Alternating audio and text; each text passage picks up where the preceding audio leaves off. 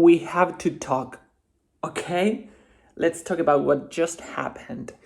Tesla AI Day 2022 just finished, and I'm gonna run you through my notes. This is an initial brain dump.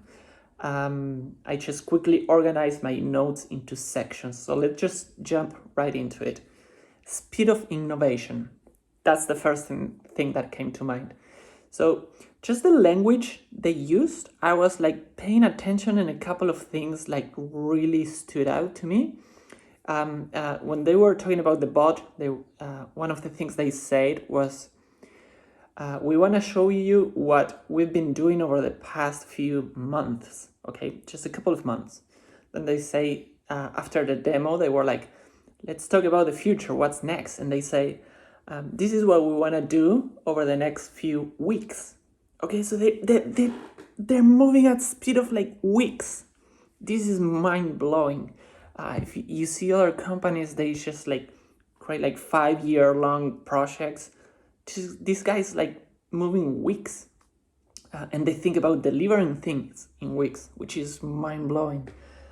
Other thing, when they were talking about simulation at one part, they mentioned that they could recreate an intersection of a city, but it would take 2 weeks for a person to like create that situation.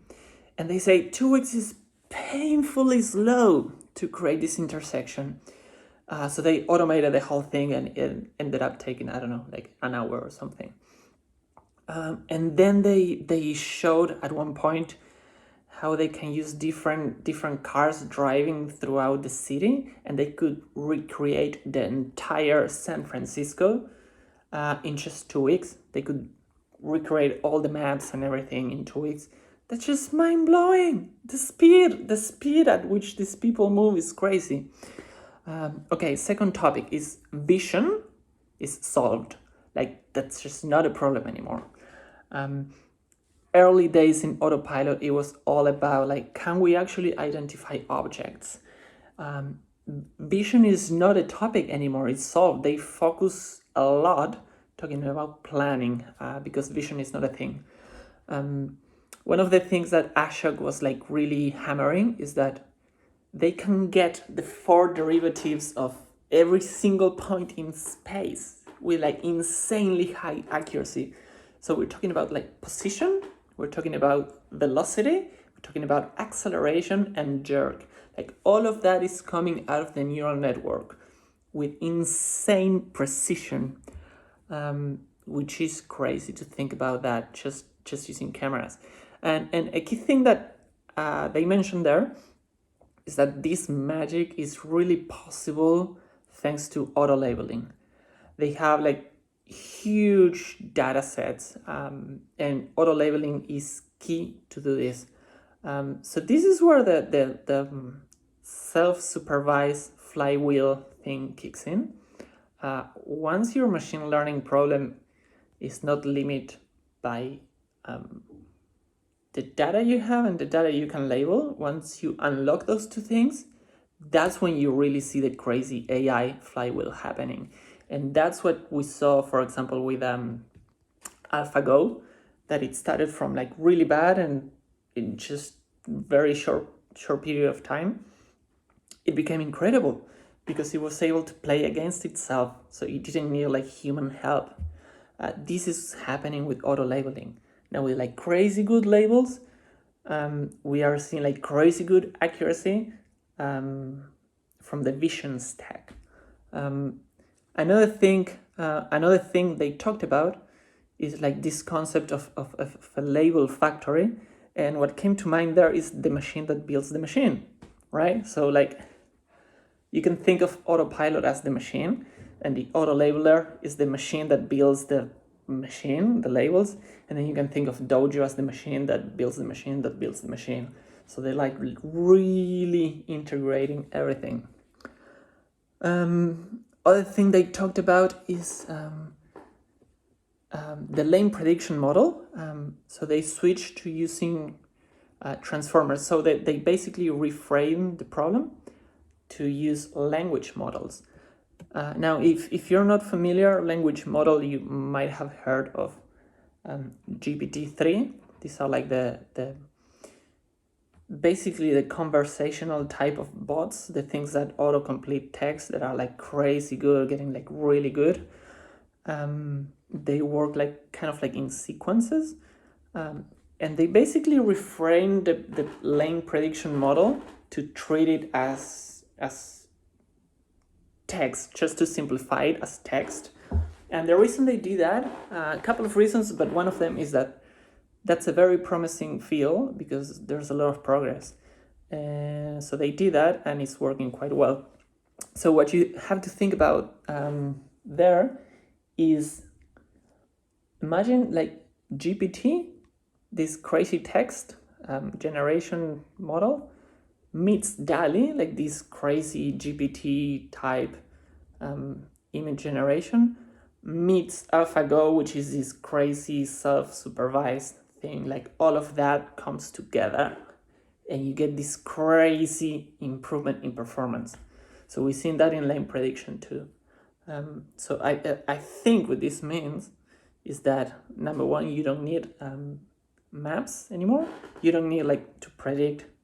You don't need a map to tell you what lane joins with other lanes. You can just predict that in the car, real time, with like crazy good accuracy. And then other thing oh my god, so many notes. Other thing they talked about is at the end with Dojo, they say that they're gonna build one cabinet, and that is going to multiply the auto labeling throughput by 2.5 times. One cabinet, 2.5. And they want to build 7 cabinets by the end of next year. So it's going to be like 17 times more auto labeling throughput. And when you think that the auto labeling is the foundational infrastructure for like all these machine learning on top of it, it's just gonna get crazy. I think this is gonna get crazy. We are really starting to see that flywheel effect. Moving on from vision, they started talking about planning and how the planner is getting better. They mentioned how they used to do like physics-based simulations, which was like relatively fast, but then they wanted to go even faster than that. So they moved from physics to neural network based type of predictions, and they go like 10 to 50 times faster. Crazy. Another important thing there is that they try physics, but then it became a bottleneck, and then they found another way. And that's a recurrent story, right? Bottleneck, rethink the problem, find a solution, move faster. And that just keeps happening. Other thing they talked about there, interesting, is you might have heard of this concept of like, Comma AI talks about this, like end-to-end learning. You basically have a neural network that predicts what a human would do in that situation, right? So you just give it the scene and ask the neural network, what would a human do? What they're doing here is they're using a planner with a bunch of like rules and whatever. And then like to narrow down the search, they ask the neural network, hey, is this something that a human would do? So it's a slightly different type of question. And that allows them to like rank different options based on how human-like it is. So it's a very subtle difference, but this basically allows them to really find a path that kind of like feels like a human. I thought that was super interesting and like super nerdy details. What else did they talk about? They did touch on the occupancy network, and at one point they mentioned planning based on the likelihood of an object existing behind an occlusion. So it's no longer the case that I don't see an object, therefore I just don't plan for it. And it's no longer the case of like, I don't see an object, therefore I assume that there's everything, like there could be a pedestrian. or a car. Now it's just like, what's the probability of like, maybe there's something there. So if this like kind of like 80% chance that there's a car, I'm gonna make a plan for like 80% probability that there's a car. That's super cool. That will help the car be more pragmatic, right? And not be like super cautious. What else? Let's talk about the financial aspect of all of this.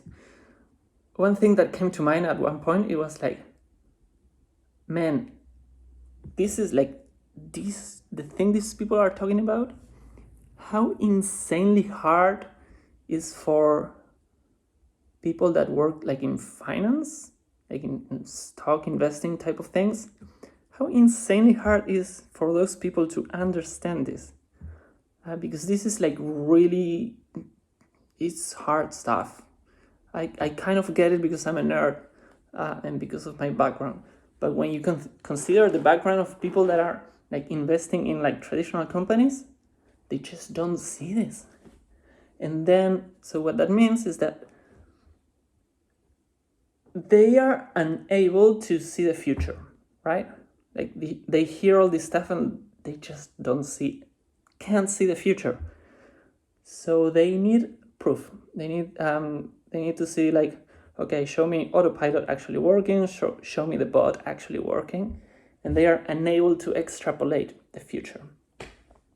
If you do get all this technical stuff, you can actually see the future before it happens. So you have an edge there. By the time Wall Street sees the thing materializing, is just too late. Other thing they talked about is they kind of like dropped it. It's like, oh yeah, we are using the raw photons count. So we transition from using like RGB images to like just like raw images. And like, if you stop for a second there to think about the implications, is like the entire training set is different now. Because like the images just don't work anymore. This is like fundamentally a different training set. And other companies, like the data is so important because they don't have data, or they have to go and collect data and they have to pay drivers to collect data. And Tesla was like, oh yeah, no big deal. It's just like change the entire training set and let's just use raw photon count, which is fundamentally a different type of input, different dimension.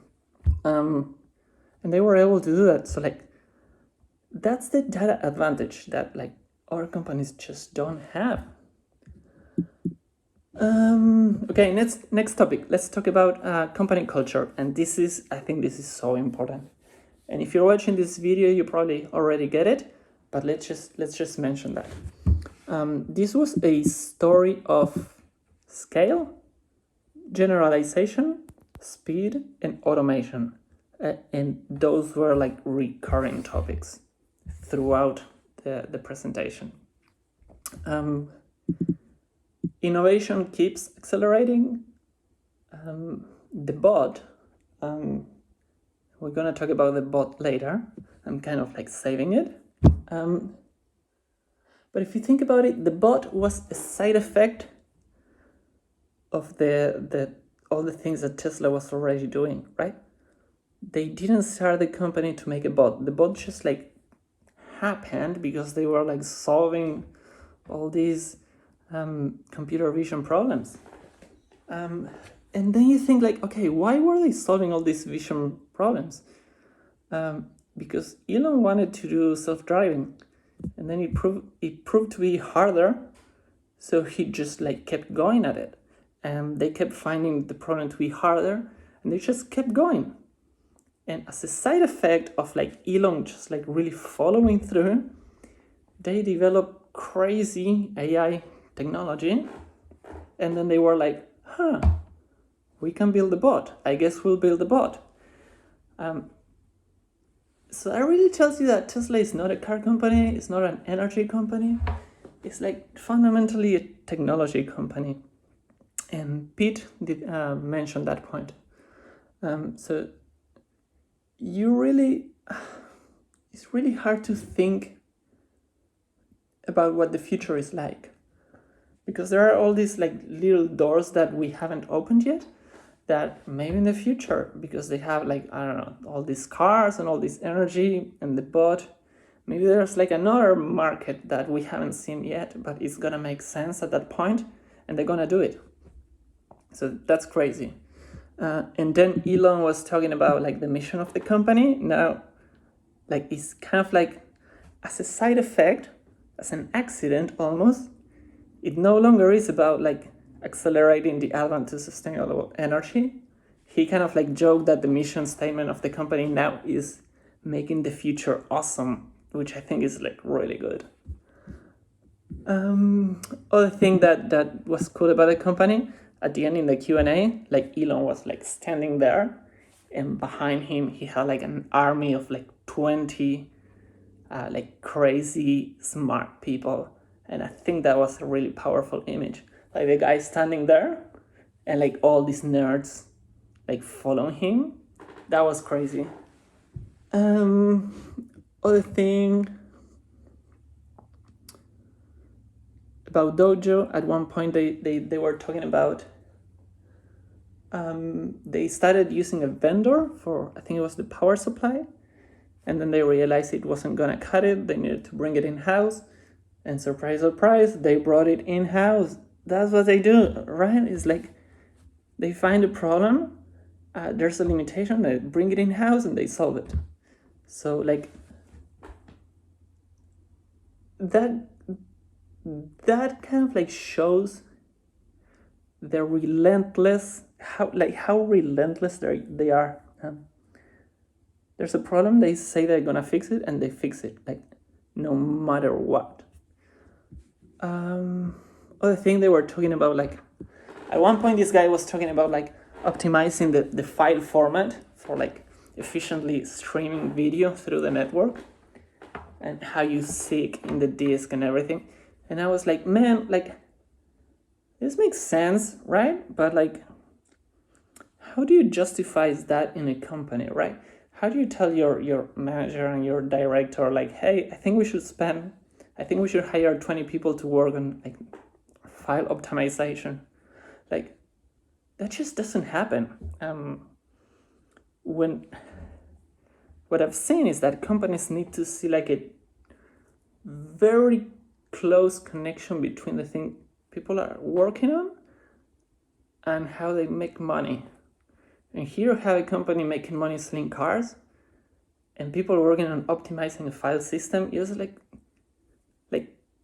why? And that really speaks to the culture of Elon's companies. It's like, let's do this right, let's build the foundations, and let's think about the type of scale we need. Let's think about the bottlenecks, how to make this cost efficient, and what do we need? We need to optimize the file system. Let's do it, right? There's like no questioning that decision. Other notes, let's talk about Elon. Elon looked inspired. He was like very excited about the future. He said the future wouldn't be boring.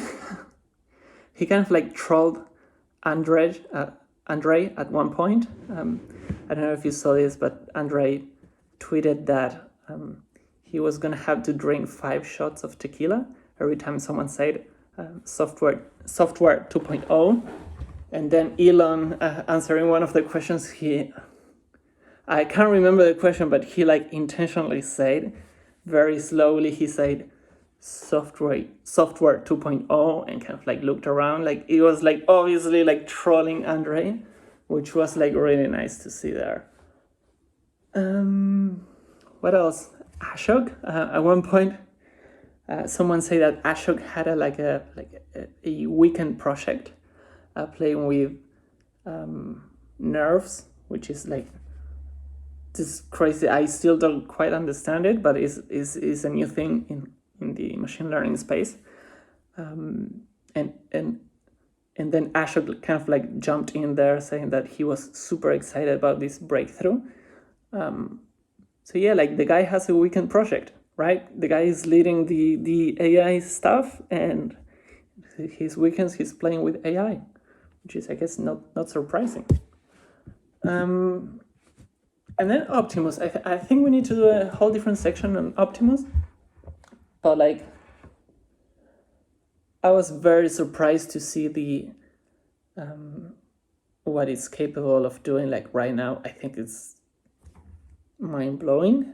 But then I was like, when I it was really when I saw it in the factory moving things from here to there, that I was like, that's so that's what they need. That's the use case.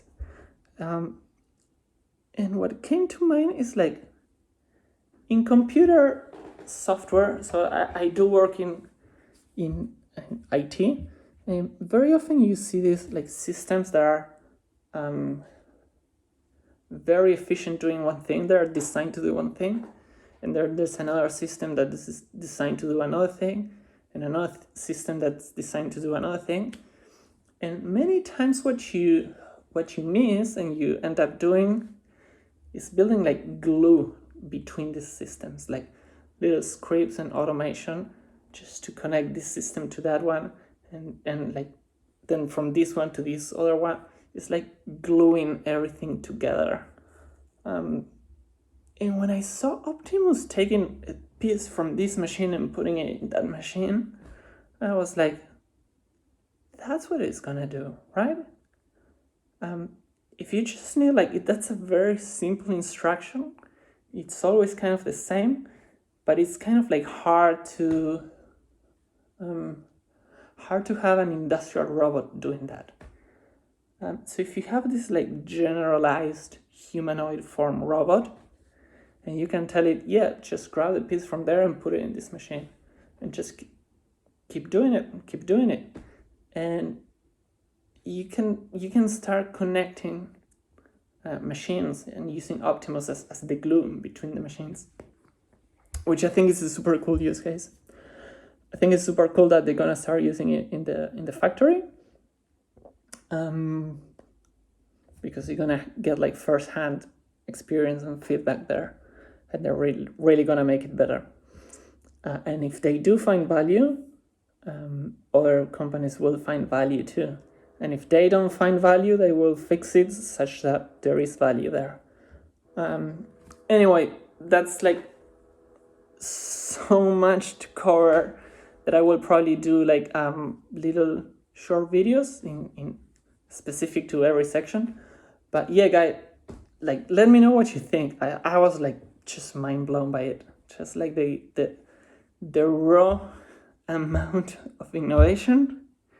If you think about the Autonomy Day in 2019, the amount of content they cover there, and then what they cover in AI Day 2021 was like way more, and now AI Day 2022 is like way more. Just think about what's gonna happen next, right? So that's, I think that's the key. Like you don't have to worry too much about where they're at right now. Just have to look at the trajectory. Yeah, the trajectory is super clear and it's super exciting. Hope you enjoyed it. Thumbs up if you liked it. Subscribe if you want to see more of this. And hope you have a great day. I'll see you in the next video. Bye.